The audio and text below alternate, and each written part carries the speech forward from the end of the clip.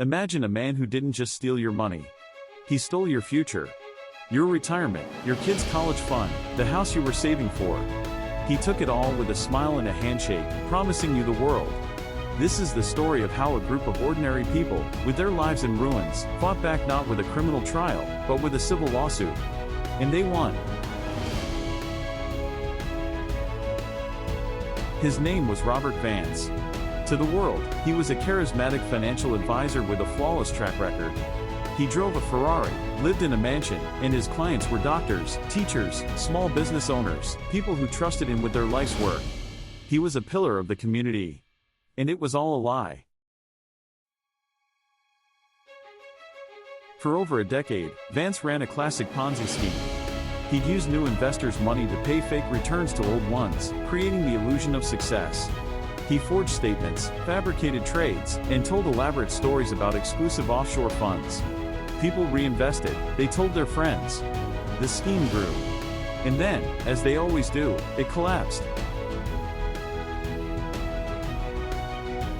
When the music stopped, over 200 people were left holding nothing but worthless paper. They'd lost nearly $80 million. The FBI got involved, and a criminal case was building. But these victims knew the justice system could be slow. A criminal trial might put Vance in prison, but it wouldn't get their money back. Prison doesn't write checks. So they did something different. They pooled their resources, their anger, and their grief, and they filed a massive civil lawsuit. This wasn't about sending him to jail, this was about following the money. Their lawyers became forensic detectives. They subpoenaed bank records, traced wire transfers, and dug into every shell company Vance had created.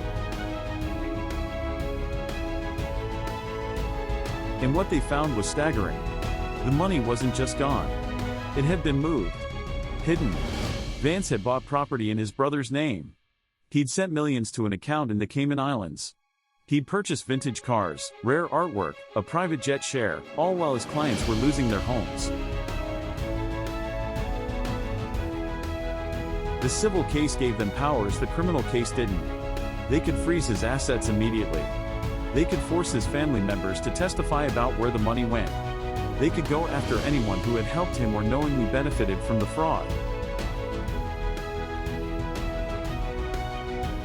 The trial was a masterclass in unraveling a lie. The victims took the stand, one by one, and simply told their stories. A retired nurse who lost everything. A couple who had to unretire in their 70s. Their testimony wasn't just emotional, it was evidence of the devastating harm. The jury saw through the charade.